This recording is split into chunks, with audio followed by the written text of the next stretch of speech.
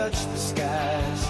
Cheltenham town and forest green, Gloucester City stands so keen.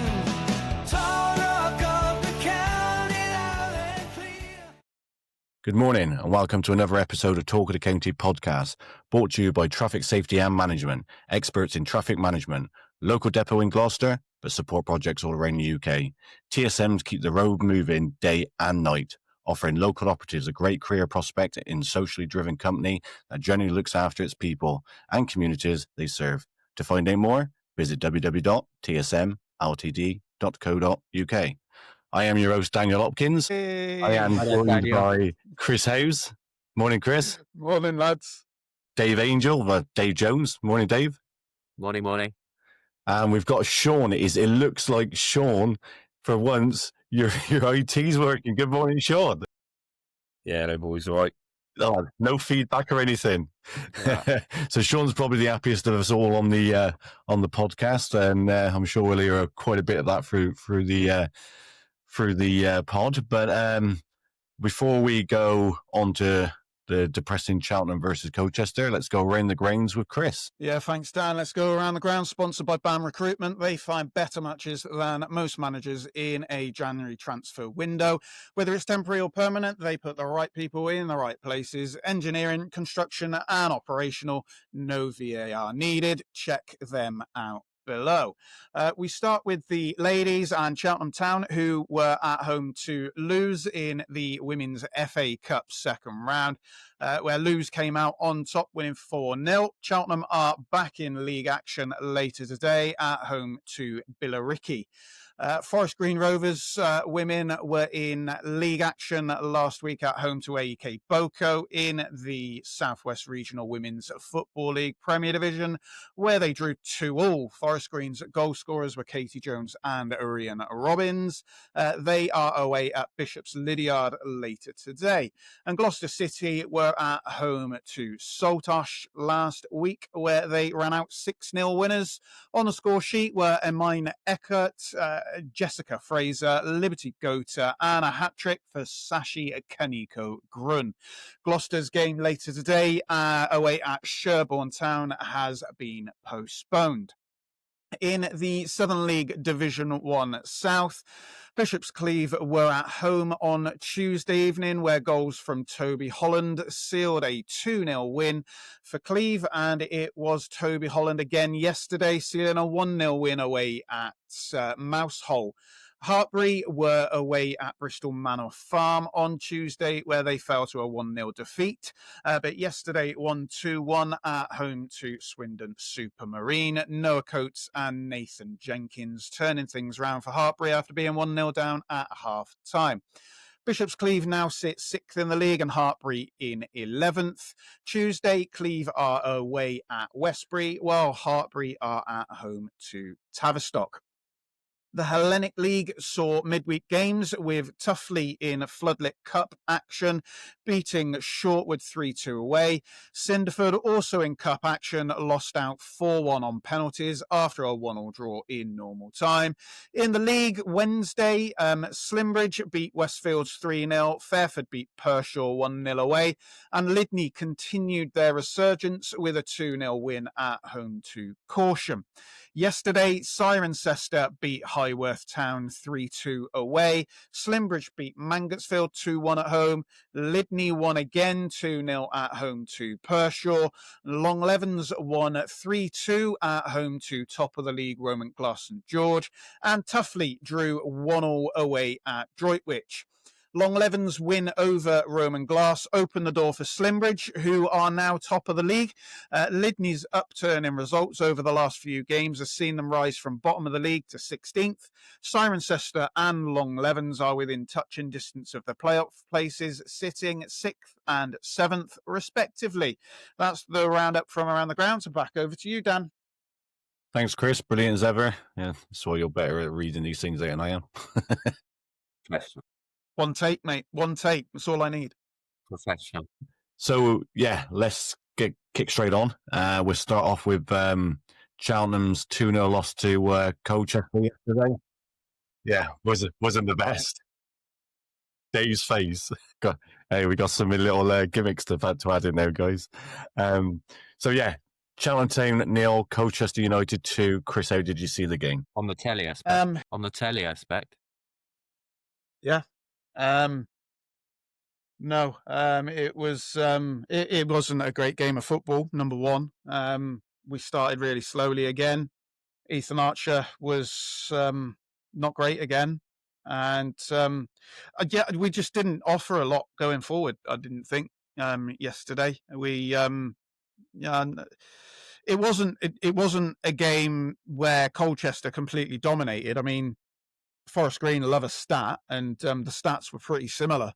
But yeah, they took chances and we didn't really create any chances. Before we go dive into the game, we've got our very own Pete Matthews. This week I have got him on normal play, not times 225. So this is what Pete thought of the game. One key statistic sums up this game. The front four for Colchester, all of whom look pretty impressive. Lisby, Anderson, Mabik, Tavide have scored nearly 25 goals this season. Cheltenham's front three, Bickerstaff, Archer and Thomas have scored 1. And in truth, the game looked like that. Colchester looked far more of a threat going forward. Cheltenham, for him, Archer seems to have lost any kind of form whatsoever. And it's difficult not to feel sorry for him, given how good he was last season. We're not really much of an attacking threat. Colchester's goals came early in both halves. From our position, and let's be honest, it wasn't a great position. Lisby did look offside when he ran through to score the first. Cheltenham certainly thought so, given the reaction of the players. The second goal was a terrific finish by the under-20 England internationals, Mabik, who I suspect we'll be hearing a fair amount more of. Cheltenham had, as Steve Cottrell said in his post-match interview, some decent passages of play, but other than a Hutchins shot that was cleared off the line, they created, in truth, relatively little. Just one of those days, I think Cheltenham will play much better than that. Colchester look a genuine contender to finish in the top 7. Thanks, Pete. Brilliant as ever.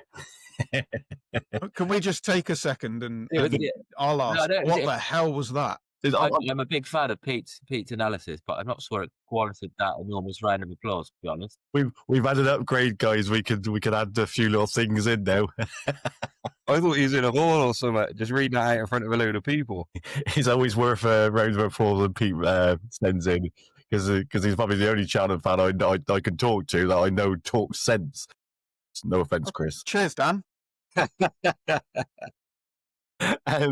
So yeah, did you agree with what Pete said there, Chris? Yeah, basically 100% right. By the way, that Mabik fella, he is some player. His finish was sublime, and he if there was one person that stood out in that midfield area for them, it was him. He was quality. Yeah, he was very good. So the game started. You mentioned about the slow start. They had a chance in the first minute when, again, a diabolical back pass, and luckily the day got out to the edge of his area and smothered it, but it could have been 1-0 down after a minute, couldn't it, Chris? Yeah, it wasn't, I alluded to it before, it wasn't a particularly good start again. And Steve's mentioned this in his conferences recently, that we do tend to start slowly lately. It's something that needs correcting. Yeah. And then Kyrus Lisby gives them the lead after 8 minutes. Looked offside at the game. I've looked at it since I've got back, Chris, and it wasn't as clear cut as what I thought at the game. But he wasn't offside. If there's VAR, he looked. To me, he looked about 3 yards offside on first viewing. I have seen it back, and it is tighter than that now. Right. But he is offside for me. Yeah, and like, as you just said, the trouble is we have this habit of conceding early and conceding late, of late. And, you know, I think Gillingham, we conceded in the 95th minute. Against Tranmere, we conceded in the second, the 11th. Yesterday, we conceded after 8 minutes.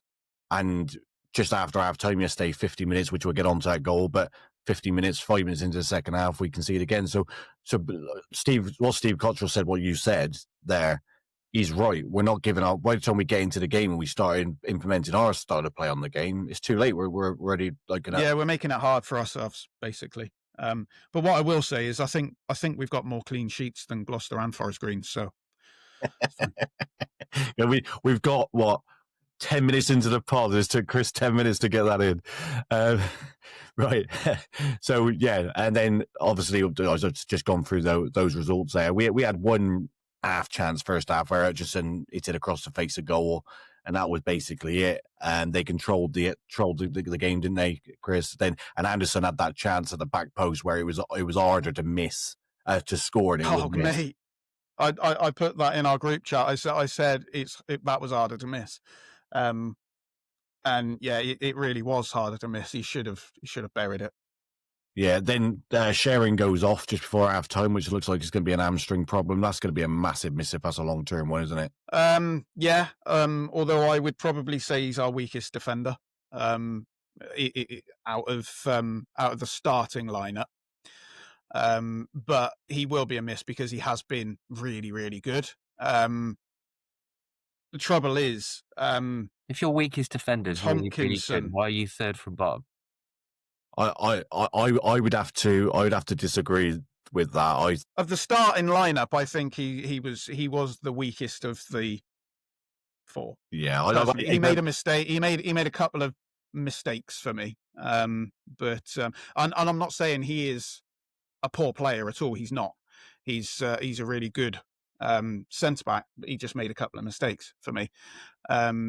But yes, he will be a miss. Tompkinson will drop over. And who plays at left back, I don't know at the moment. Imagine Jude Boyd to come back in now. Yeah, Jude Boyd will come back when he's fit, and that will release Ryan Broom further up the pitch. But on the other side, on the left side, say again. Don't know, mate. I think that the one thing, and you know, I'm not going to sit here and slide Cots off because the football's been 10 times better, and we've been picking up results. We've had 5 clean sheets. Yesterday, I thought he got a couple of things wrong, and I don't know whether you agree with this before we go on to the second half, Chris. He takes Sharing off and he brings out Hakib Adelika. Easy for you to say. It's an hard one to say. Hakib Adelika, and he brings on, but puts Jordan Thomas at left back. Now, Jordan Thomas at left wing back, which has been done in the past if we're playing 3 centre halves, I agree with. But to go to a flat 4, well, we're at a flat 4, and he goes to left back. Now, if that was Michael Flynn, and Twitter would have Michael been Flynn would have got absolute pelters for that. Yeah. Yeah. And okay, we'll get on to the second half minute, and Liam Kinsella dropping out as well. And I thought that yesterday would have been an ideal game for Liam Kinsella with their front 4, Chris. That was always going to happen, I think. I think Luke Young and Isaac Hutchinson, they're probably one of the first names on the team sheet. So I think that was always going to happen. But Thomas to left back, I can see the thinking, but it didn't really work. It didn't. It wasn't happening for Jordan. And yeah, I can see what Steve was trying to do, but it didn't really. It didn't work yesterday. No, I think I know what you're saying, but the problem is with Luke Young. We was talking about yesterday at the ground that Luke Young is, in my opinion, I think his legs are starting to go a little bit. But since Cots has come back in, there has been that extra, say, 1% difference in him, and it's been noticeable. He was really good at Newport, but I just think with their front 4, we could have had Stevenson and Kinsella sitting and let. Yeah, what you wanted was 2 sitters rather than the one. The thing that Luke Young brings that Liam Kinsella doesn't bring is that creativity, the passing, etc. Although, like I say, it didn't work yesterday, but that's why Luke Young is ahead of Kinsella for me. Is that little extra edge of creativity that Luke Young's got that unfortunately Kinsella doesn't really have. Kinsella is far better defensively than Luke Young, don't get me wrong. But the reason Luke Young is selected ahead of Kinsella is that creativity. And I get it. Like I said, he did, we'll get onto his faults in a minute, but he did say that, there's no point in me sitting on points. He said points are no good because we need 3 points. And he said, that was why at Tranmere, when we got back to 2-2, he could have seen the game out, but he went for it. And we ended up getting it on the counter yesterday. He could have nullified their threat, put him at left back, put Thomas at left back and bring Hakeem Adelican on to try and still go for it. But I get that. But I just thought we looked very imbalanced. But just before half-time, Chris, they should have had a penalty, shouldn't they? Stonewall. Oh, 100%. That's a stonewaller. It's all very, very well and good us complaining about officiating when it goes against us. We've also got to complain about officiating when it goes for us. And that was a stonewall penalty. Yeah, he was right in front of me. Tompkinson gets both arms around him, and the player goes down. It was more of the penalty in what it was the second half, which we'll get on to now. Yeah, I was going to say that. Yeah. And half time, so 1-0. You're thinking, they've had the better of the game in terms of the clear cut chances. We come out, you're thinking, right, shooting towards the away fans. But within 5 minutes, Mbic gets the ball on the edge of the area. I think Broom maybe could have blocked it a little bit better, but the I don't know whether Dave and Sean have seen the goal, but the goal was unreal. There's only one place he could put it, and that was... It's a really, really good finish. Really good finish. It hits a bar, doesn't it? It hits a bar, comes and goes in. I love those as well, where they clip the bar, come down, and they're in. I love those. But there's nowhere else, Chris, is there on that goal. No, you can't put it anywhere else. It was a great finish. It's a fantastic finish, and like I say, that guy, we and Pete's right, we will hear his name. What's his name? Higher up the Football League. Mbic. He's on loan from Charlton, I think. Is it Charlton? Is it? I think it's Charlton. Yeah. Yeah, Mika Mbic, 19 years old. England under 20s. Like I say, he's been scoring goals for him. He's scored 5 in 12, and Chris is right. He's on loan from Charlton. He's made 6 appearances for Charlton. For a 19-year-old, he is so strong as well. He's big. He is so strong. He's a big lad. I was very impressed with him. Him and Lisby, they were stretching our back four in that first half. But yeah, so within 5 minutes, he puts the ball. Great goal. You had Joe Day there. I think Wilson was where the ball went over his head. But the other corner was blocked. He just sort of just bent it. It hits the bar, goes in. That's 2-0. Then we do get another chance, and that's our clearest chance of the game when Hutchinson hits it on the half volley and it's cleared off the line. If that's back to 2-1, maybe game on. But Bickerstaff was actually on the player on the line. Yeah. And I thought he could have tapped it in. I don't know how easy it was for him because Bickerstaff was pretty quiet yesterday, I thought, unfortunately. That was one of his quietest games for us for a long time. But I thought he possibly may have been able to get a toe on it to get it in. But unfortunately, the defender nicked in front of him, I think. Yeah, I think the defender, I think it's actually really good defending because the defender gets in front of him. You are right, Bickerstaff was there at first, but the defender just steps in front of him, wraps his foot around the ball and clears it. But yeah, so that could have been 2-1. That's Bickerstaff's luck as well, by the way. Yeah, he can't buy a goal, unfortunately. Well, you look at Tranmere, the brilliant work he'd done, and it was going in. And Thomas taps it in on the line. Thomas nicked it. Yeah. Yeah. So then after they get a penalty. Do I think it's a penalty? 60-40, yes. It's soft, but he does pull back at him, Chris, doesn't he? I don't think it's a penalty. I think it is a free kick, but it's outside the area, number one. It starts outside the area. It does continue into the area, but he lets go pretty quickly. He's just held his arm as he got past him. And he's gone down like a sack of potatoes. And I don't know how you can go down like that from your arm being pulled. It's strange, but there we go. Penalty was given. Wasn't a penalty for me. Great save. Yeah, yeah. I know what you're. That's why I'm saying I'm 60-40. I know. I think there's two reasons why the referees give it. It's one, because his arm's out there and it shows that he's kind of got it. But two, And the other reason is because he didn't give the first he one. gave the first one. I reckon he must have had that thought in the first half. It should have been a penalty. But for Dave and Sean's, for Dave and Sean, if you think back the Cheltenham Notts County game where Hutchinson pushes their player in the back and didn't get a free kick, it was softer than, it was softer than that. I've just watched it actually. I just got the thing. Yeah, that was What's a your thought? great goal by the young lad, wasn't it? But never a penalty. If that's a penalty, there'd be like 20 penalties a game, wouldn't there? Yeah, that's physical contact. No, exactly, Dave. And I think like Chris just said, I think it is more down to the fact he didn't give the one in the first half. Yeah. Because the one in the first half. To us yesterday. Say again. We'll move on to it later, but I think it was a similar situation with Gloucester yesterday. Ah, right, okay. Have you seen it, Sean? Say again. You was on mute. Sorry, no, I haven't. I'll try and take a look in a minute. No, I mean, yeah, okay. Yeah, so and then the penalty steps up. Great save by Days. Days sort of like on the floor, isn't he? And he just puts his arm up, Chris, doesn't he, and sort of like claws it. I fancied Day to save it. I'm never normally that confident when it comes to Joe Day and penalties, but yes, I fancied him then.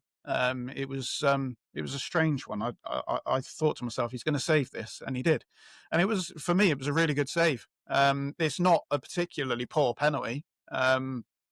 It's a good save.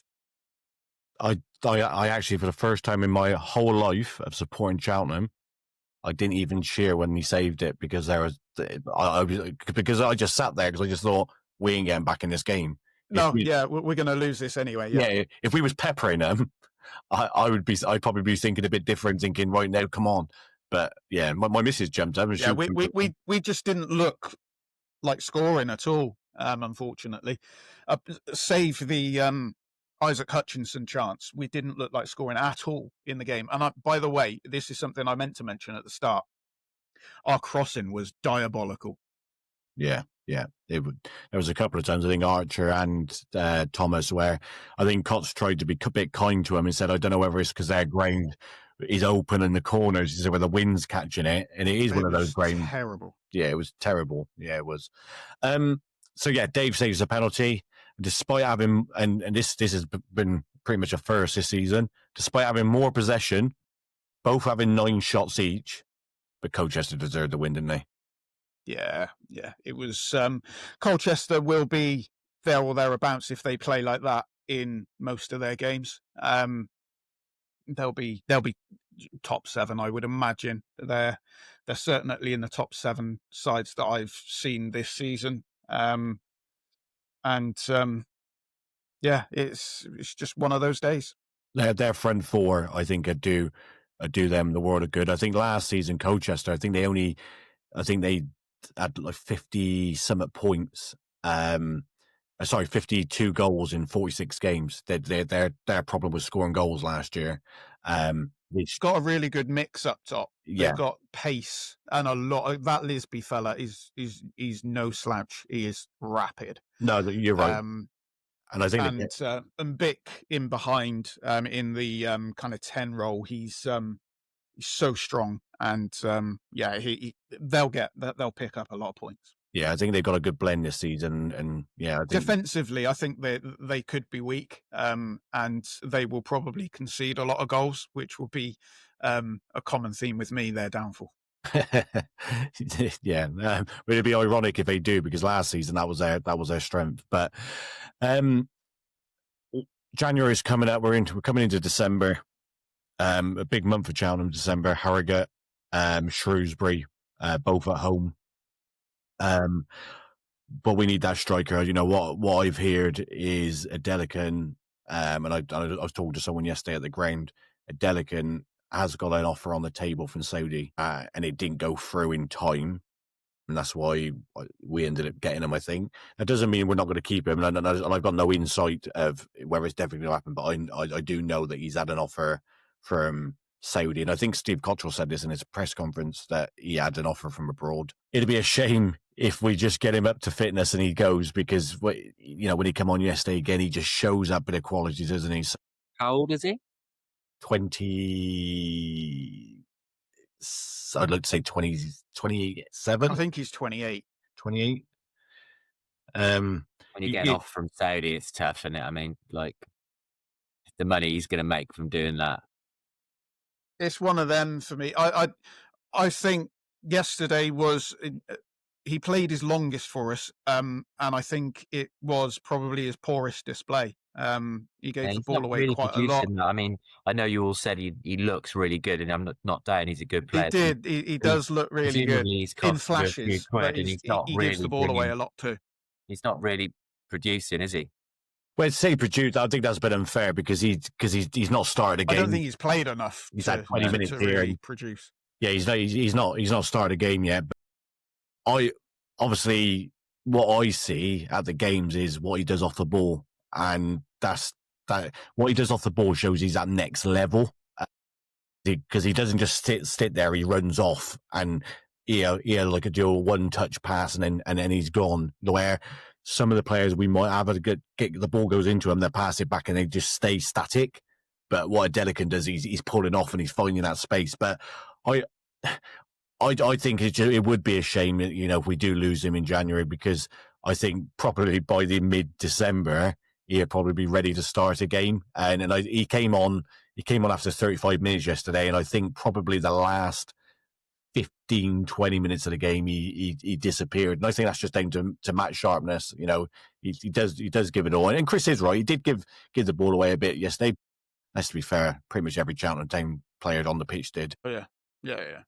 So we need a striker in January, and that's one thing we are definitely missing. We need someone like a Babalola, a Kane Simpson, that type of stature striker up front, somebody who's big and strong, who can hold the ball up. Because at the moment, I'm going to throw a name out there, Dan. Go on.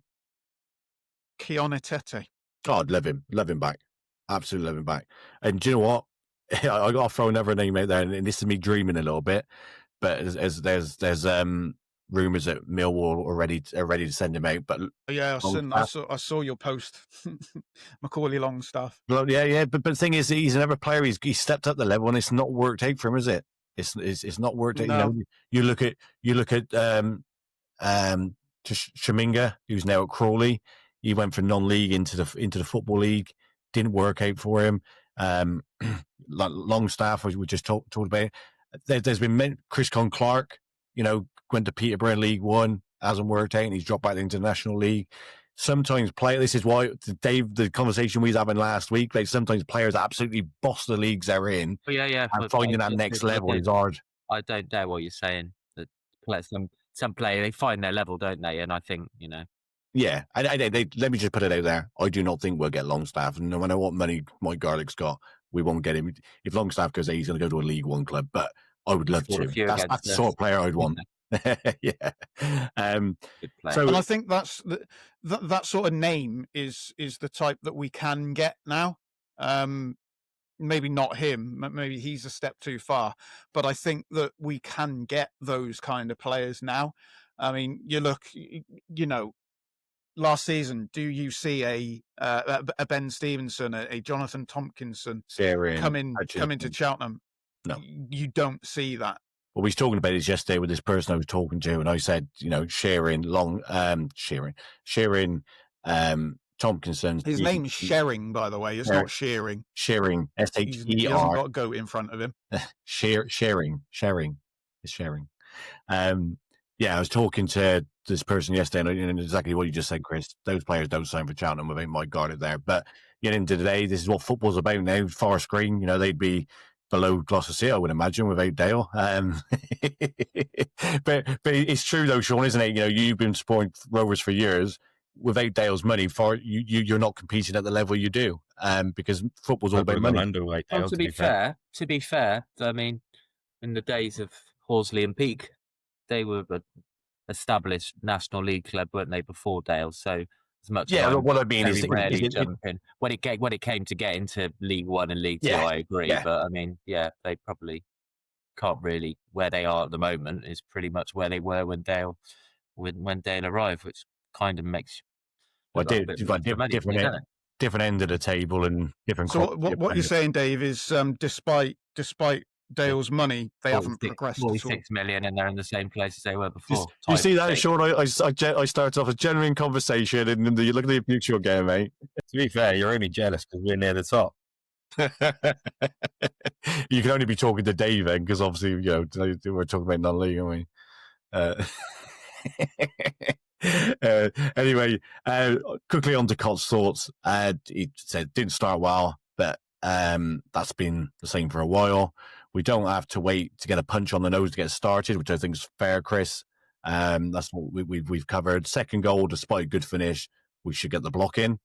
Penalty, not a penalty. I disagree because he tugs his arm, he gives the referee a decision, but as we said, probably down to the one not given first half. Good in patches. Not many teams go there and have more possession. That's very true because we don't have more possession than anybody all season. Even when we win, we have less possession. So it was quite surprised to see we had more possession yesterday. He said 4 or 5 players turning up is not enough to win a game. We need more than that. We need 8, 9, 10. Yeah. And he mentions Sam Shearing, says about his hamstring. He doesn't know. So all in all, disappointing day, Chris. But we move on. We've lost 2 before that. But we know this side has got a reaction, and we need one next week because it's potentially a big one for the club. Thanks, Chris. Let's move on to Gloucester City, and I'm looking at Dave now. And well, you're living this new little app thing, aren't you? You. He's going to have some fun with this, isn't he? I did play that one for the Cheltenham one, Dave, but I only had it on preview, not live. Wow. I'm still getting used to the controls myself. So we start off with Farnham, Dave. 2-1 defeat. Yeah, I've done a Chris this week. I haven't actually been physically to either of the games. I've been suffering with terminal man flu, hence me keep having to mute my mic when I cough every 5 seconds, and I was given a pain of death if I went and stood in the cold for football twice, and I'd be spending Christmas in the shed if I was ill. So I watched the Farnham game on Clubber TV, which is a new thing at our level, and it's quite good when you can't make it. I watched the game, you probably get a better all-round view than you do if you actually go to the game. Yeah. And incredibly disappointing result. We came out, we had most of the ball, and they scored twice on the break in the first half early. And from then on, it's always an uphill battle, isn't it? Yeah, watching it back and getting the thoughts of people, Dave. After 11 minutes, City could have taken the lead. It was a bit of a goal-made scramble. There's 2 chances, wasn't it? Kane had 2, one at the far post, which just you're waiting for him to knock it in, and he didn't quite get the connection.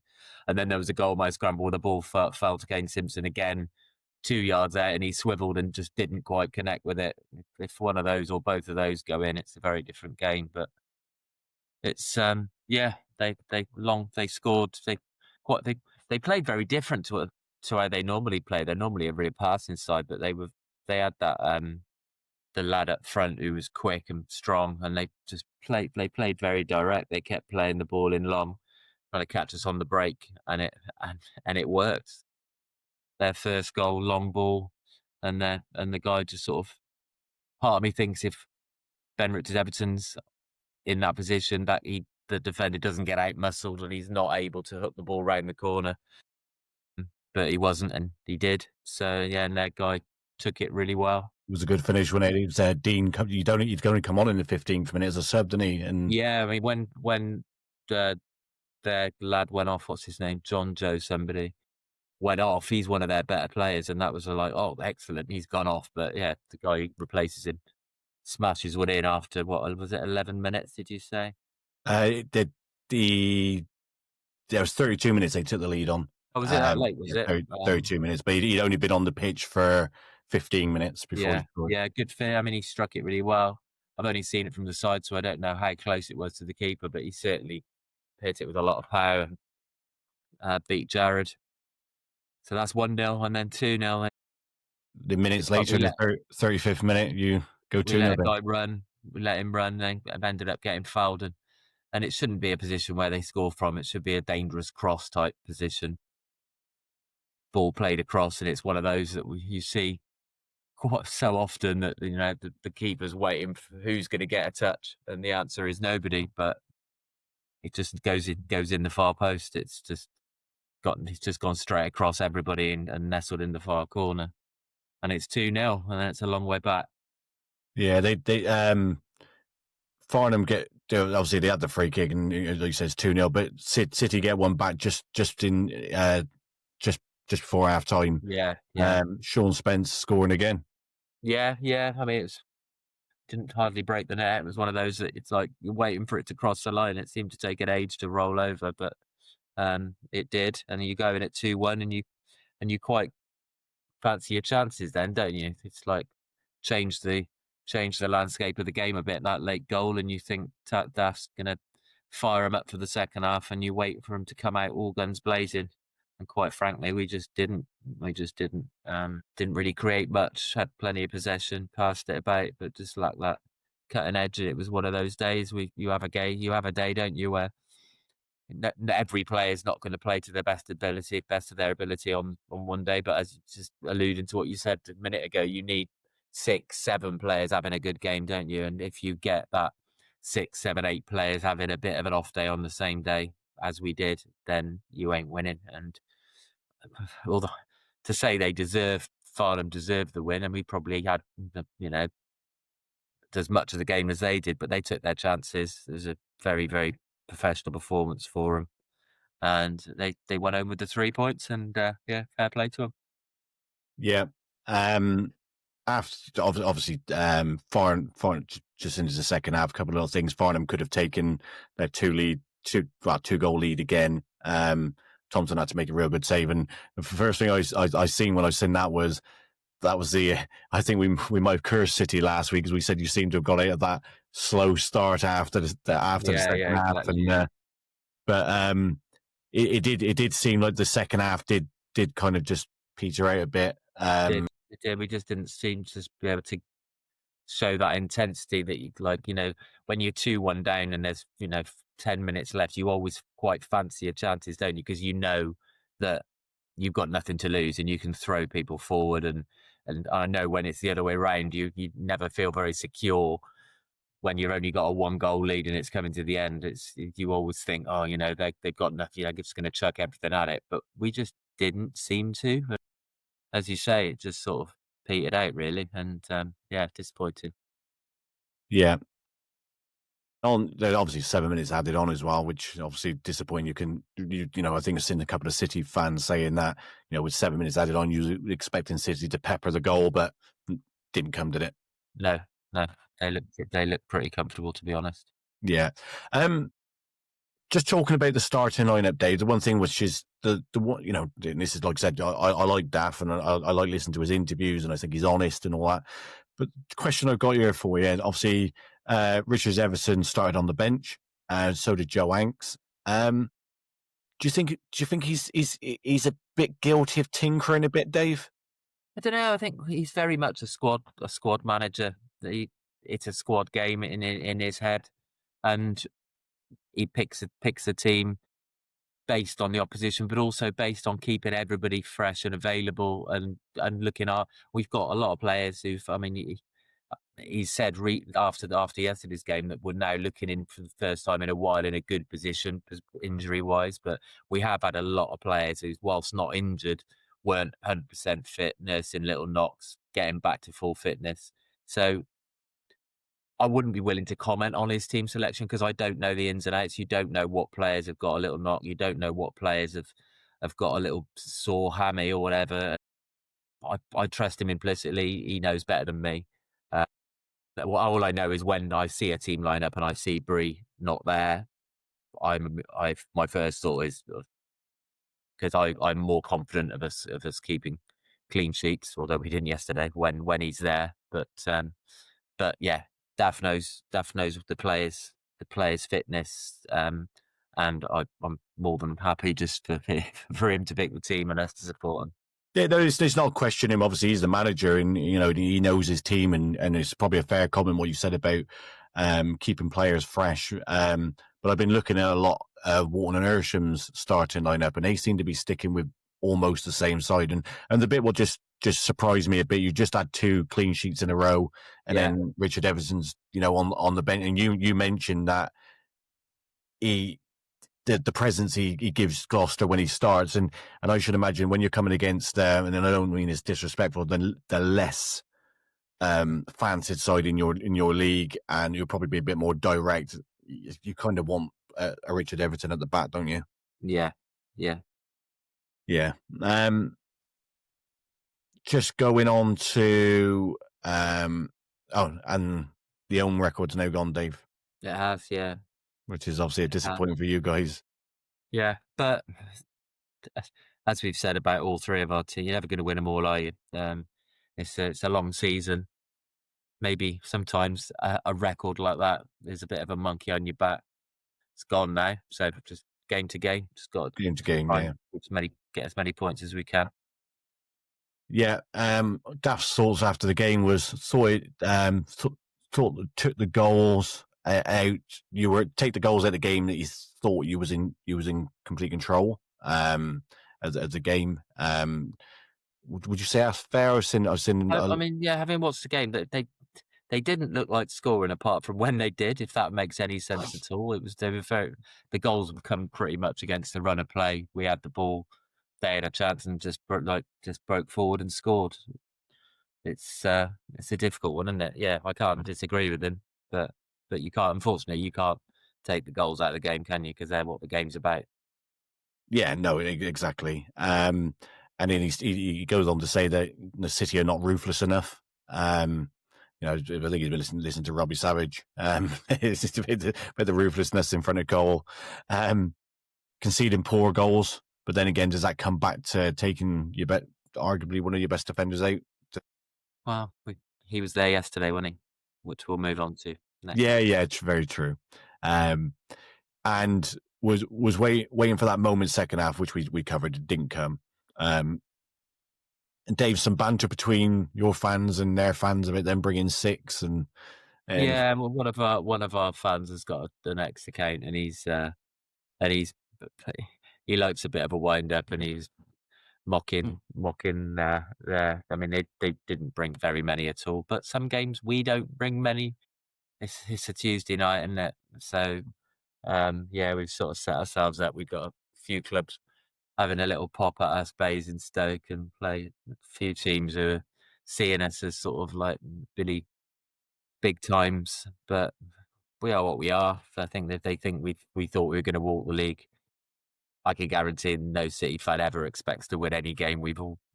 Anybody who supported Gloucester City for a period of time has that underlying pessimism to expect the worst. I think they're a bit mistaken, really, with a bit of banter about, we should be up there. I mean, we've got the biggest crowds in the division, probably the biggest population to get more than Nailsworth, 6,000 in the division. So we should be up there or thereabouts, playing against some very, very small village sides. But at the end of the day, it's irrelevant, isn't it? It's the players are on the pitch who play football. How many fans you got in the stand, whether it's home or away, doesn't get you any points, doesn't get you any goals. I've distanced myself from that, to be honest, a little bit. Anybody who knows and watches their team away or home has my respect, whether there's 3 of them or 100 of them. I was talking to a Forest Green fan on private messaging the other day, and I said, look, it's banter. At the end of the day, I don't care if a club gets. To be fair, we take the mick out of Forest Green, right? And this is where I prove it's banter. A Premier League fan started having a go at Forest Green. As much as I don't like Forest Green, if a Premier League fan started having a go at Forest Green, I'd be the first to stick up for Forest Green, because I'd be saying the likes of your Shawns and all that. They go every week. They don't sit with a Sky remote in their hand pretending that they're like a massive Man United, Liverpool, Chelsea fan. Yeah, I'd agree with you 100%. Apart from if it was Forest Green, but it like I said, it is banter. It's what we do. At the end of the day, if we all sat here going, "Oh, jolly good win yesterday, Sean," and "Oh, Chris, Dave, I'm so glad to see you second in the league," I think people would turn off and go, "Hey, and listen to that rubbish." So you make people listen. I think so. Well, I hope so. Man, you sounded quite posh then. I'm like that one off in the jungle, I can put the voices on when I need to. He only sounds like a Wurzel on here, mate. It's his little gimmick, isn't it? It's pod voice. It speaks like No, it is full-time, Chris. Brilliant. Right, so let's go on to yesterday's game. Gloucester 2, Wimborne 2. Dave, your thoughts on that game? I only had the joys of the radio, so I'm relying on having spoken to a few people who were there. First half didn't sound like we were really in the game. Didn't sound we played very well at all. They sounded better than us. 2-0 at half time, I believe, wasn't it? And it sounded pretty poor. Then we get everybody I've spoken to says we had 3 really, really good penalty shouts in the second half. First 2 were just waved away. So when we had the third one, maybe I look forward to seeing the highlights, and I might think none of them are penalties. I might think they all are. I don't know because I've not seen them, but the general consensus was that there we had 3 really good shouts, and the third one was a bridge too far for the ref to not give it, and gave it. Pinchy put it away, and no, sorry, that was the equaliser, wasn't it? Yeah. I'll tell you what. I'll run through. You go for it. I'll run through the minutes I've got, and then if anything sort of jumps out at you. So after 8 minutes, you found yourself 1-0 down. I actually thought, you had been feeling pain the same time as I was, but for some reason your game kicked off 10 minutes late. Yeah, I'm not really sure why, to be honest. Not sure. Maybe Robbie Savage did the team talk or something. Oh, I thought it was a protest that you wanted 10 up. 10.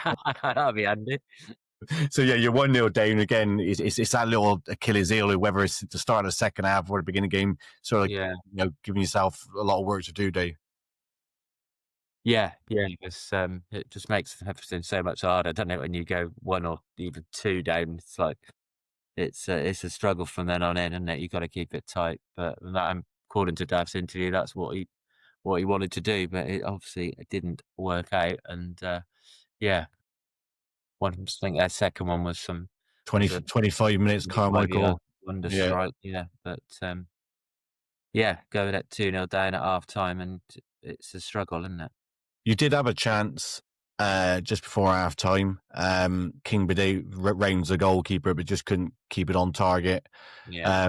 Again, it was another one I was surprised in the week, Dave. Starting on the bench. Yeah, we've got arguably you cut when they play well. You think, well, you can't drop Watts, and then you think, well, you can't drop King Badu, and Marcus Day's been on fire recently. You can't drop Marcus Day, and then you've got Ed Williams and Pinchard, and Hagsey has scored plenty of goals this season. One of them each game, or 1 or 2 of them, ain't going to be in the starting 11. And that's just the way it is. It's up to them when they come on or next game to make themselves undroppable, isn't it? But it's up to Daff. He picks the team. But yeah, The start of the second half, obviously Williams goes off early in the second half, and Day on the bench. Do you think Day deserved to start? Like you said, we're talking about the last 3 pods. It's been Marcus Day. Yeah, he's played really well lately, but who knows? Maybe he had a little knock, or maybe he's played a lot of football recently. I don't know, but yeah, we've got a bench that can change the game at the moment, which is a good thing, as yesterday proved. Yeah. Then obviously in the 75th minute, Ellis Watts gets you back in the game, cuts in, takes a shot, takes a slight deflection, but it's game on. Yeah, I was leaping around the lounge when that got us back into it. But the later it went, it didn't. It seemed like it was just going to be a consolation goal until we had another penalty shout. And this time, I think it was Leds got brought down, and the referee gave it. And then just before that, they go down to 10 men, don't they, in the 77th minute? They do, yeah. Card. And then you mentioned you get the penalty. Did you kind of think you was going to go on to win it then? Well, there was still about 5 minutes left, wasn't there? So I think the penalty was given bang on the 7 minutes added time. Was it? Yeah. Was it that late? Was it? So, well, yeah, I did think, could this be the full turnaround? But No, what I mean, Dave, it was given like 7 minutes was shown, then you get the penalty. So I you, see. yeah, So yeah, we had that all that time. Yeah, I did think that there's a chance, but then also there's that. How many times do you see a team come back from being out of the game and then get themselves level and then go and concede and lose it after all that hard work? So, I was hoping for another goal, praying not to concede one, and after being 2-0 down, you kind of happy with the point, really, aren't you? It's a point gained when you're 2-0 down in the yeah. 90th. Well, you get that back, but obviously seeing a Wharton Ayrsham 1-2-0, like the joys of getting the Do you 2 know? goals, I must have felt like a defeat. I'm getting to the stage now where they just ain't stopping. They lost their manager, but they're just relentless. My mindset now, and I mean, obviously you hope different. You hope we go on a run and win 10 on the trot, and they have a wobble. But in my heart of hearts, I don't think it's going to happen. And I'm fully focused now on just desperately wanting that second spot for home playoffs. I'd take that if I was offered that now. I'd take that. But we will get on to Daft's thoughts. He says first half way below standards, second half excellent, game of two halves. Dave, I think that was proof one, isn't it? Yeah, that seems fair enough. He goes, he would take responsibility. This is what I like about him. He would take responsibility the way we set up. He said maybe not the goal, the goals conceded, but the way he set up. He said he changed something to a bit more familiar. And we went back to our three centre backs. Regan, Morgan, and Bree started, so went back to three centre backs and wing backs. Whereas the last couple of games we haven't had the luxury of having really three centre backs fit, so we've been playing a flat back four. So it's up to him, innit? Whatever he thinks is best.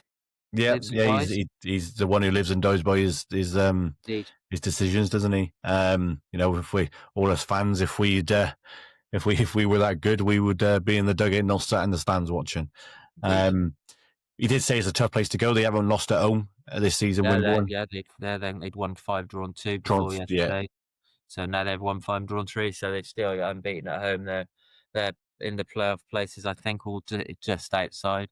They're a decent setup, decent side. Yeah, and as you just mentioned, obviously, the gap now. Obviously, you got it down to 2 points, and you was kind of. I know they got a game in hand, but you was kind of hoping maybe City would that little bit of pressure on Wharton Ayrsham would, but it's gone the other way. They've gained points back and still have that game in hand. Yeah. They win their game in hand. They're what, like 10 points now, aren't they? So it's hard to see them dropping 10 points more than we'll drop to the end of the season. But I think the only thing you've got to play him twice. You got to play him twice, exactly that. And then you just keep going over that slip up. I was just looking at the games in December. So I always say, like, no matter what division you're in, December always kind of defines the season. Oh yeah, it kind of sees who drops off, who's going to still be there. And Wharton Ayrsham, they got Poole away, Uxbridge away, and while at home, Chertsey away. So they got three of their next 4 away from home. Yeah. Not including the cup game. I've left that out. No. And City have Yate at home, Tiverton away, Hungerford at home, Taunton away. So you got 2 home, 2 away. Can you see the gap changing between now and Christmas? Looking at those results, I'd be hopeful that the gap won't increase. It's just a question of whether they slip up, to be honest. I mean, they're all winnable games for us. But, the way they're going, unless they lose a couple of players to their ex-manager and maybe Rogalski goes to Yeovil or something changes, because the lineup they're putting out every week at the moment is just brushing everybody aside with ease, isn't it? So fair play to him. He built a great side there, and they haven't actually got a manager at the moment, but whoever comes in will be inheriting an excellent football team. Sometimes that manager who comes in might change 1 or 2 things, and it might go in your favour. Like, who knows? It'd be a bit of a loon to change too much, I'd say. Of course you would. I'd say you're looking, Chris. You look at Gloucester's fixtures: Poole away, Uxbridge away, and Chertsey away. That's where I think City will be open, and maybe a slip up happens. Yeah, Yeah, they're all winnable games. Yeah, I agree with Dave. Walton look a different level this season, and I personally don't see anyone other than them winning the league. And Gloucester have just got to hope that their terrible form is that they can turn that around, because if they don't, they'll fall out the playoff places as well. Yeah, well, Farnham are clear. They've won the last 5, I think, now. So if they win their 3 games in hand, again, it's like you just 3 games in hand, you times that by 9 points, but they won't automatically get those 9 points, will they? But if they did win their 3 games in hand, they'd only be a point off us. So we need to keep putting wins on the board to stay in the upper reaches of the playoffs. And as I say, I can't express the importance enough of, if you can't win it, finish second, because I'd be confident of beating anybody at Meadow Park in a semi and a final. But when you start to go away, as we found out last season, it's a tough thing to go through the playoffs in away games. Yeah. Now, Sean, do you agree with Dave that, maybe second place is going to be obviously they ain't going to give up on the league title, but at this point in the season, approaching halfway, do you think it is second place that they should look to try and cement now? Well, like Dave made a point of their manager, you could take some players to Yeovil. There's still quite a way to go yet. They could lose one and draw a few. All of a sudden, the table looks different again now. So I would probably wait until the end of January before you start trying to cement second. But you've got to try and keep winning games. Thanks, Sean. That's really cheered me up. But like I said, the fixtures over the festive period look more favourable for City. Like I said, 2 at home, 2 away. Tiverton and Taunton, no disrespect, you'd expect Gloucester to go and pick points out there towards the bottom. Hungerford's probably the one potential slip up, David. They don't seem to be a bad side, do they? I don't know. I'd be. Gloucester's still got to play them twice. At home, I'd be, obviously this will come back and bite my throat out. But at home, I'd be very confident we'd beat them. Gloucester's still got to play them twice, haven't they? Yeah, the last game of the season, one of them. Been rearranged for the last game of the season is at home, and it's just been rearranged. I just had a text message whilst we've been talking to be the away games be rearranged for Tuesday, the 27th of January. So again, like I said, if Christmas goes your way, I generally think, like I said, the reason I put it in there, I think Poole, Uxbridge and Chertsey all the way from home for them. If they get through those 4 games unscathed, then I think, Dave, I think second place is what you've got to be making sure you secure. But if they drop a couple of points in them, like you said, having to play them in January and on the last, imagine it going, like we spoke last week, imagine it going to the last game. Well, exactly. If we can close it a little bit and then go there late January and beat them there, that could open it right back up. But if they've been as relentless as they have recently, and then we go down there and they beat us down there, that on the 27th of January, that could practically win them the title, I'd say. Yeah, it's football's a funny game, and this is why we love it, because it throws up scenarios, doesn't it? That's it for Gloucester, Dave. Thanks very much. Pleasure. We'll move on to the Cheshire Cat, who's grinning ear to ear because he's the one with a bit of positive. Really? Sean, what was your thoughts on there? I think that's enough. More than enough. Sean, what was your thoughts on yesterday's game? Pretty well, a pretty comfortable win, really. First half, I don't think Southend offered a lot at all. I thought it was going to be another one of them games where we don't shoot. I think it was about sort of around the 19th, 20th minute where we actually started letting shots go. Few good efforts. Keeper, they made a few saves. Second half, I thought Southend upped it a little bit, but they still weren't anything special. Didn't really cause too much of a trouble for us.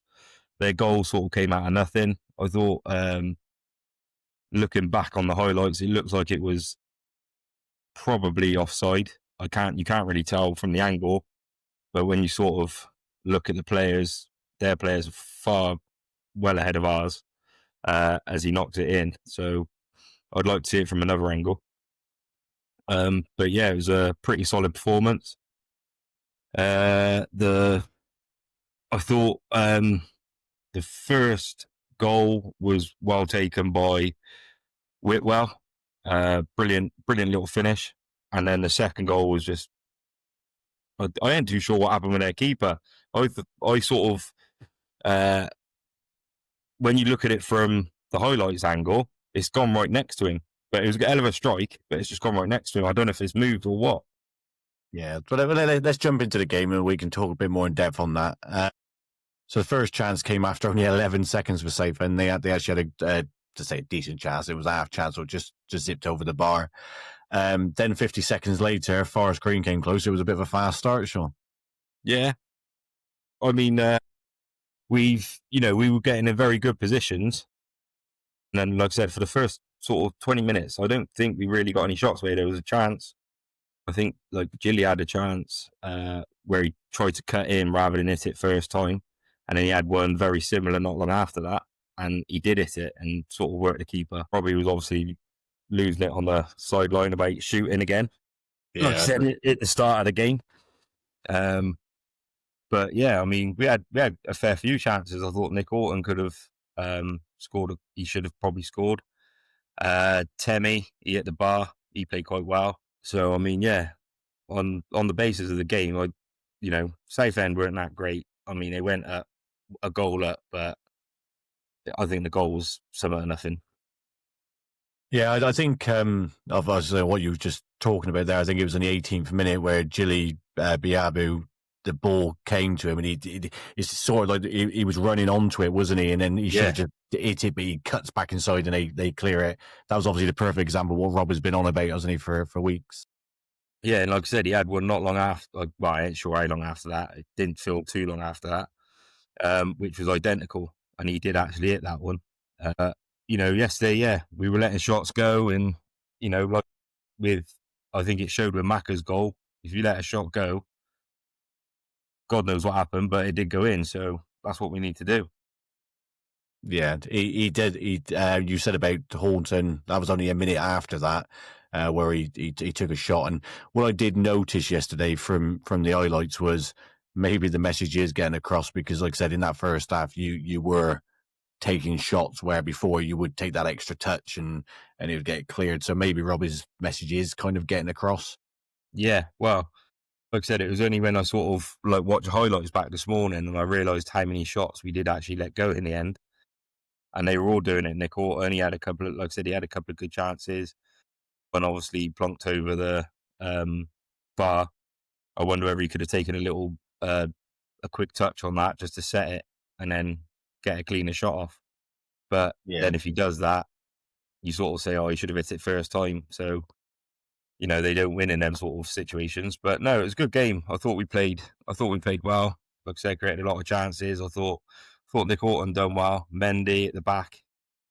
Just touching on Nick Orton, he seems to be working his way back into the starting 11 now, doesn't he? Because he had a while. He started at the start of the season. He was kind of around it. Then he was on the bench, but over the last few games, he seems to be starting a bit more. Yeah, he obviously got taken out the starting 11. He was on the bench and he didn't really get any game time. And then he's come on, and to be fair, he's actually done quite well like the last few weeks. Yesterday he looked quite sharp. He pinched the ball a couple of times. I think it was Horton actually who played an incredible pass across the field. I think it was Gilly was in acres of space. The ball comes to him, and he just caught. He just hit this ball outside of his boot, and it just went straight into the space of Gilly. I'm sure it was Horton who hit it, and it was an unbelievable pass. Yeah. Do you think sometimes, like I said, I can't sit here and pretend I know what the setup is like at Fylde, but Fylde seem to filter between the National League and the National League North quite a bit. Do you think it might have been with Alton now? Do you think it might be he's getting up to full-time fitness, and that might be now why he's starting a few more games? Maybe at the start of the season he probably wasn't at the levels of where McAllister and all would be in terms of match fitness? They've been a full-time club for donkey's years, Filed. Have they? I thought they went back part-time. Did they? I know they were I'm always... not too sure whether they went. They were full-time when we were but sharing the National League North with them. I reckon there's a few factors in there. Do you know what I mean? Like, I think at Fylde, he was like the main man. Like everything, he scored a lot of goals and everything sort of went through him. Obviously, he's come to Forest Green, and I'm not saying he's not the main man, but there's other players there that He definitely made them tick. He was. But there's also the, it's a big move as well, isn't it? You come from Fylde to Forest Green. You're settling in, new surroundings. Probably, I guess, I don't know if he's moved his family down here or I know he's got a young baby or whatever. So I guess there's just been a lot of factors in it. And like Dan said, maybe, with the fitness Rob has been drilling into the team, maybe he wasn't quite up to speed and maybe he is just finding it now. So, we're still only, November? We've still got most of the season to play. So it'd be interesting to see what he does do between now and the end of the season as well. Yeah, no, definitely. And then obviously your best chance of the first half came to Babalola. He should score, Sean, shouldn't he? What a header. He hits the bar. He should score. Yeah, I mean, from where I was sat, yeah, I mean, it's just one of them, isn't it? He's done what he needs to do, and he's hit the bar on another day that can, a couple of inches down, and it's in. I thought he had quite a good game yesterday. I think he's slowly finding his feet at the level again now as well. Obviously, it was a step up from Worthing, and he's just like yesterday. I mean, second half especially is just the way he just links up the play and runs with the ball as well. He's just got so much power. And he ain't actually as slow as I thought he was. No, like I said, I think we'll touch on Robbie in a minute, but Robbie said that he was really impressed with him in his all-round play. Yeah, was a gilt-edged chance. And then Gilly has another good chance just before the break, and it's 0-0. So start the second half, safe end start well, and have the lad should square it, really. He hits it at the keeper, but if he squares it, safe end go 1-0 up. I think they break away. He cuts inside, and then is that where Oysted got the two hands on it? It might be. It wasn't like a fierce shot. But what he should have done is just put it across the 6-yard box, and safe end were winning up. Like I said, it was 2 against. It was a breakaway. It was like quite early in the second half, but I thought he should have squared it instead of shot. Do you? I think if we're talking about the same moment, there was a chance where the player, he did put it across. I couldn't tell whether he was shooting or squaring it. And Oysted got both his hands onto it. And then obviously kept hold of the ball. And it was, I thought he was again, it was just another sort of steady performance from Oysted in goal as well. I wanted to give him a mention because, he did get a lot of criticism in the comments when we signed him. But I can't really remember too many safe and chances. How many clean sheets has Oysted made? We don't need to keep clean sheets, mate. We score goals. Funny. You'll have Robbie on after. Funny, he's just tried ringing me. But you'll have Robbie on after you about these clean sheets, Chris. When he brought that up, I was looking at it because I thought, well, clean sheets are good, but if you're not scoring goals, then it's pointless. Cheltenham have only scored 14 goals in the league. We've scored 38. Clean sheets are irrelevant, mate. We're talking different level, 2 different quality in teams. You're talking about a promotion team to a relegation. I don't think the level's that different. I beg to differ. I've seen Barnet, I've seen Oldham, and they're both above you. I think the top teams in League 2, there's a bit of a difference. Look at Bromley. I think they finished 7th. There's 5 or 6 teams in the National League that are as good as, if not better than, the bottom 8.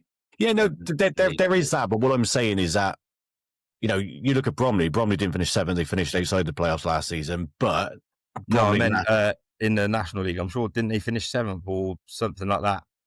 and then I went thought up. Tim Or Bromley. did they finish third? Yeah, I thought they was a bit higher than that.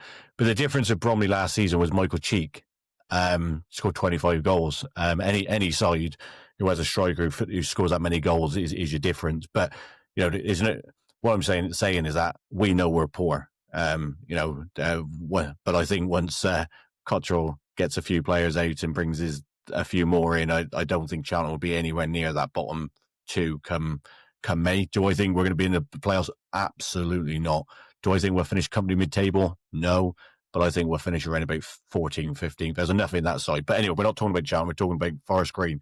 So second half, Southend take the lead.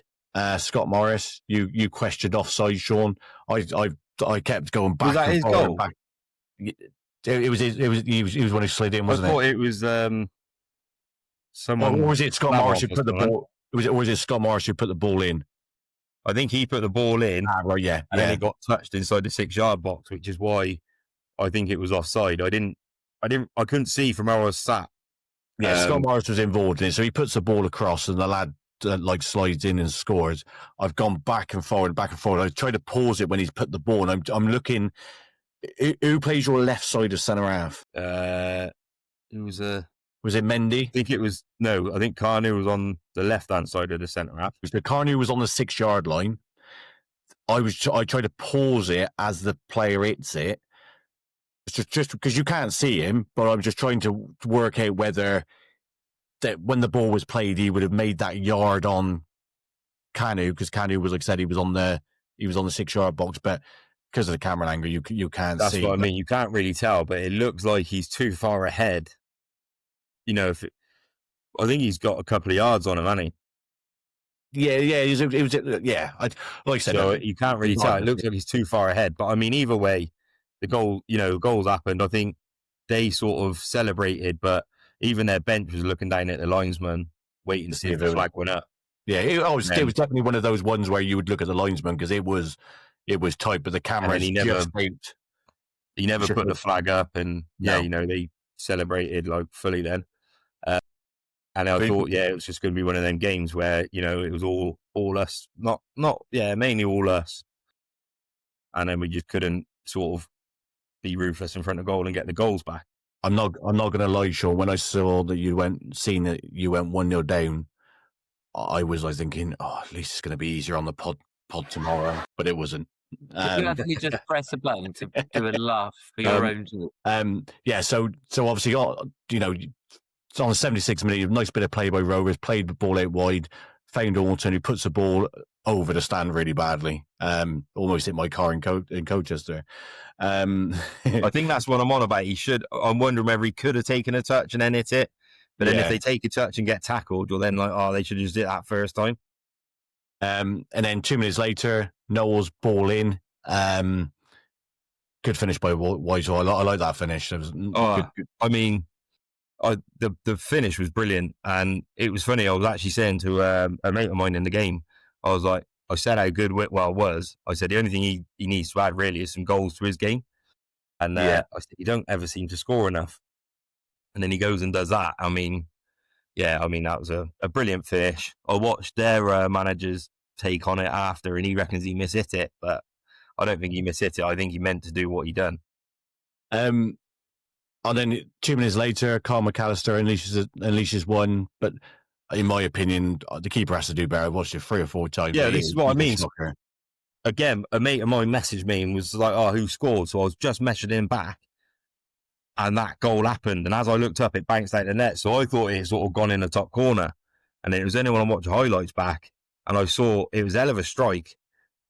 But it's gone right next to the keeper. I mean, the keeper, I don't know what he done. I don't know if the ball's moved, but he's just sort of set himself and then the ball's gone in. Yeah, no, like I said, I tried to justify it. It was a great strike from McAllister, but it's the keeper's corner, and it's sort of like he dives over it.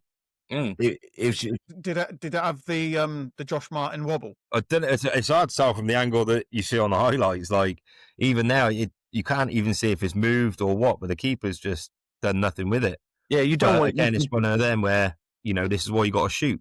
You don't want to play down the shot because the shots. It's a really good good It strike. is an incredible strike, really. But, He's but quite honestly, sweet. you watch it back. Obviously, Sean's obviously agreeing, but because you watch it back, Chris, I think any goalkeeper will be disappointed with that, because it's not as if he's scrambling across his goal. It's literally where he stood, Sean, isn't it? Yeah. I mean, I was quite surprised this morning when I watched back. The keeper just doesn't seem to do anything. That's what I mean. It's surprising how it's gone in, but it has. And we take that. On to Robert's thoughts. He said, we shot more today. You shoot, you score. And now, obviously, I think that was probably that was evident with the 2 goals you scored. Robbie mentioned their fans giving it stick. He said he didn't mind it. It was a good bit of banter. He said, but expect it back. And then just talking about that. So what happened at the final whistle? Because all I've seen is that Robbie was ushered off the field by the referee, and he just celebrated. He was walking around the pitch celebrating, and then obviously their fans had been giving him some stick. So I think he was like, What? heading over that way.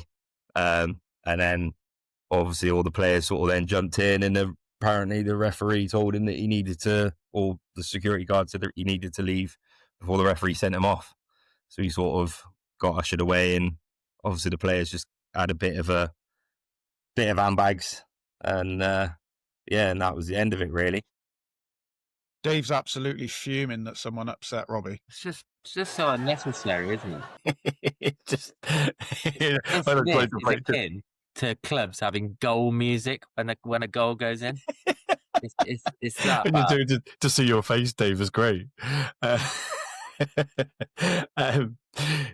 give me 2 seconds, boys. Oh, Sean's just going to log on to it. Which, he's coming in now. Back in. Yeah, I'm about to quickly change my phone.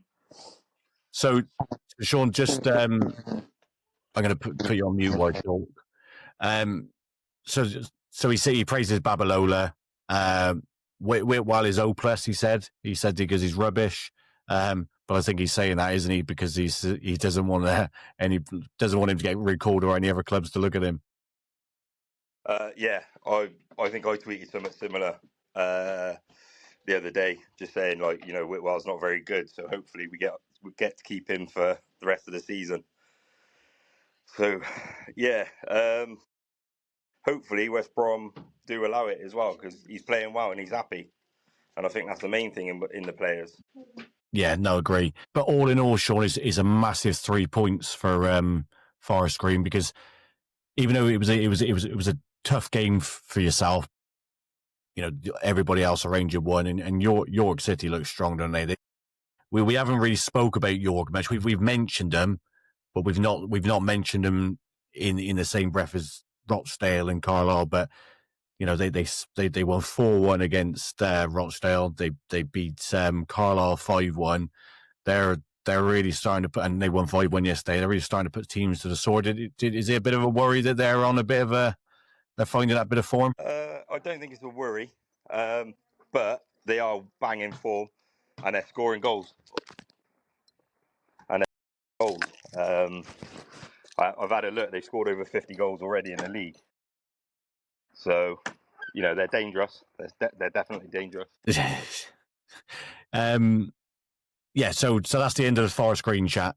So Forest Green obviously go a point behind Rochdale, but all in all, I think now, is it fair to say, I think 1 down to 5 in the title race? I think Southend and Scunthorpe maybe just might be a bit too much for them now. 1st to 5th, like Southend and Scunthorpe maybe have done themselves out of it now. Yeah, definitely. Obviously, Southend are 10 points behind us, 11 behind Rochdale. They've got a couple of games in hand. Scunthorpe, they threw it away yesterday in the last few minutes. So at the moment, I think it's just looking like the top 5 are going to be still battling it out. Like you said, Dan, I think the Christmas period is going to be crucial to what we can all do and who keeps winning, really. Brilliant. Right, so that's the end of the Forest Green Rovers chat. I think you're going to need to do the scores on the doors, Dan, aren't you? Scores on the doors, I think I'm going to have to find. Sponsored by Discos. So Sean has got the up-to-date league table, which is myself on 29. Oh, wait for it. Myself on 29. Sean on 29. Dave, you've gone up a position, which if anybody can see his face, he's really happy. So you're now on 22. And Chris, you've fallen to the bottom of the league, mate, on 21. I had a shocker last week, didn't I? You did.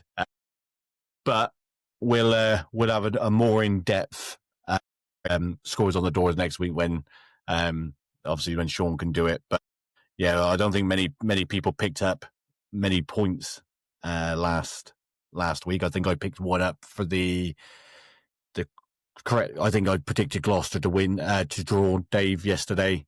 But yeah, I think Sean had Forest Green to win. But I think we all had a shocker, to be fair. I don't think we picked up many points. But yeah, we'll go a bit more in depth on that this next week. Let's go to next week's games. Thankfully, there's only 3 games, so it brings the pod even more shorter next week. Let's start with Cheltenham against Buxton in the FA Cup. So we've got Buxton. We've never played them before. Their form has been poor since the FA Cup draw, which means it's going to be a Buxton win. They had a player sent off yesterday. Chris, how did you see the game going? We never really play well against teams from lower divisions historically. I think we'll win, but I think it'll be a terrible game. I'm going to go 1-0. 1-0. Dave? As it's at home, I'm going to go 3-0 Cheltenham. Sean? Come on. I'm going to go with 4-1 Cheltenham. I'm going to go with 3-1 Cheltenham. So I agree with what Chris says. We don't do well against non-league sides predominantly. We've only beat South Shields and Yate, but we've to every South Shields and Yate, we've lost to Maidstone, Alve Church. You know, we got bashed by Maidstone 4-2 once. Dover, Sutton, we've lost to them. So our records are not great since we've been a league club. We've been more league clubs in the FA Cup than we have non-league clubs. But I'm going to go with 3-1 win Cheltenham. That takes us on to Forest Green versus Solihull. Head-to-head, they played each other 5 times. Forest Green have won 4. Solihull have won 1. No draws. Last time out, 2-2 away on the opening day. That's when Forest Green played against 10 men for over 90 minutes. Just get that one in there, Sean. And then that last time at the Lawn was a 1-0 win to Forest Green. How do you see it going, Sean? They've definitely upped their game. I think they're like mid-table now, around they're 13th or something. So I think it'll be a tough game, but I'm probably going to go with a 3-1 win. Okay. Dave? Sorry, I was just typing the scores up. This is Forest Green. Who have they got? Solihull. Solihull. They've reasonable form, and it's at Forest Green, isn't it? Yeah. I'm going to go 2-1 Forest Green. Chris? 3-2 Forest Green. I'm going to go with 4-1 Forest Green. I think this might be the one where they might put a few past them. I know Solihull are on good form, but I still think that they're a bit weak, and Forest Green's record against them is really good. Brilliant. On to Gloucester City on Friday night. There could be a full house from Talk of the County there Friday, Dave. Chris, are you going to be there? Working on it. Still working on it. Sean's going to be there. I'm going to be there. Dave will definitely be there with his family. Yeah, you got Mark Compton there with his having won the tickets for the director's box. Yes, that'd be good. We'll see Mark there. Yeah, it'd be good to see Mark, and I think I'm not sure for 100%. I think even Robbie Savage might be making an appearance. I think he said he was going to go. Yeah, he was going to, didn't he? So. Yeah, we'll find that out. So, Dave, you've got Yate Town. You've played each other 5 times. Gloucester City have won 3, Yate 1 and 1 draw. Last time out, a 1-0 Gloucester win at home in 2019. And again in 2016. What was the score, Dave? I'm going to go. No, what was your score when you played him in 2016? Why the bloody hell should I know? Because you're a Gloucester fan. You beat him 7-0 in the FA Cup. Oh, that's true. Yeah. I remember that. It was at One Road, wasn't it? Yeah, it was, yeah. I didn't realise we were having the Christmas quiz now, Dan. Well, is it? Dave ain't going to do very well in Gloucester questions, is he? When it comes to sort of memorising, I just always make sure I'm sat next to Ian De Maria or Leon England, because they have got encyclopedic memories, and I just forget what I'd done for breakfast yesterday. So, Brilliant. So your predictions for Friday night, Dave? They're a good side. Early in the season, I'd have been very confident, but their form's really picked up. They've got Darren Mullins, ex-City player, in charge there, and he's doing a really good job. Still think we'll win. I'm going to go 3-1 City. 3-1 City. Sean? I'm going to go 2-1 Gloucester. 2-1 Gloucester. Chris? I'm also going to go 2-1 Gloucester. Do you know what? I was going to go 2-1 as well. 2-1 Gloucester. I think Gloucester win 2-1. If we do win 2-1, that's me absolutely devoed in the table, isn't it? Yeah. It's a great place to leave it. Thanks for joining us, Dave. My pleasure. Thanks for joining us, Chris. Pleasure as always. Thanks for joining us, Sean. Cheers, boys. I apologise for the last 10 minutes. I've just You nearly made it through the whole show without any problems, Sean. Didn't swear once. Maybe next week. I'm your host, Daniel Hopkins. Follow us on YouTube, X, Facebook, and Instagram. On a weekend that Rovers put the shrimpers on the Barbie, City started giving Christmas presents away early, and Colchester take the in-bit. See you next time.